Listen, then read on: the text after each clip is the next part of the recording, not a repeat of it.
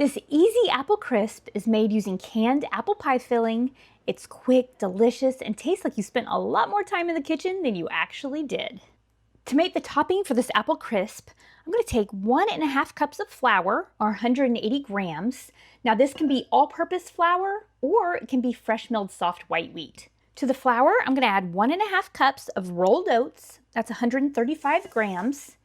Old-fashioned oats work best, but you can also use quick oats if that's all you've got. Next, I'm going to take 1 cup, or 220 grams of packed brown sugar. Just add that in there with the oats and the flour. And next, I'm going to add some cinnamon. I'm going to add 1 teaspoon, or about 3 grams of cinnamon. This is going to give it some good flavor.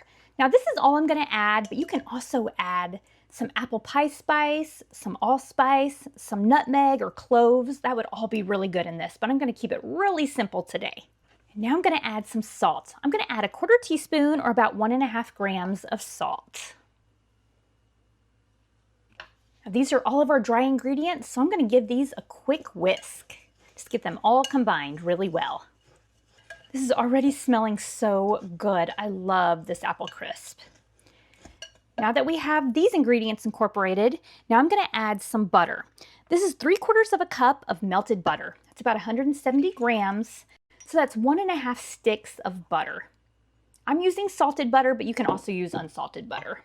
Now I'm going to mix this together until all of these dry ingredients are fully coated in that butter.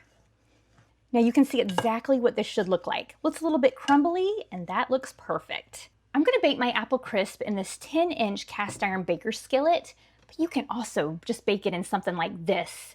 An 8x8, a 9x9, a 7x11. You can even use a pie plate. Now for this recipe, you're going to want 2 cans of apple pie filling. These are 21 ounces each, so a little bit more than 40 ounces of apple pie filling. Now these are my 2 kind that I have. I took a little taste test and they really taste just about the same. This one might have just a little bit more flavor, but any kind of apple pie filling is going to be perfect for this recipe. So just go ahead and just pour that into whatever kind of baking dish or pie plate you're going to use. And when I took a little taste test, ooh, these tasted really good. Then just spread it out in your baking dish. Now grab your topping again, and I'm just going to pour this all over these apples. Oh my goodness, look how good this looks and how easy this is to make. Now to spread this topping evenly all over the top of it, and now it's time to pop this into the oven. I have my oven preheated to 350 degrees, and I'm going to let this bake for 45 minutes. Look at this gorgeous apple crisp. That looks good enough to eat, doesn't it? I'm going to go ahead and serve some up.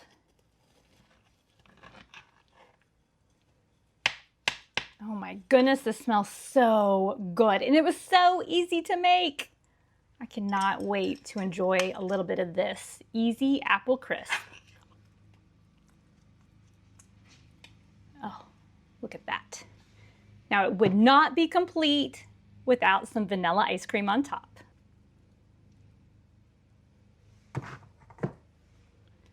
Oh, look at that. It is steaming and this looks absolutely delicious.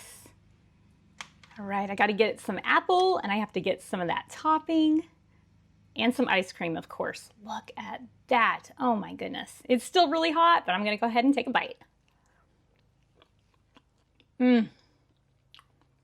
Wow.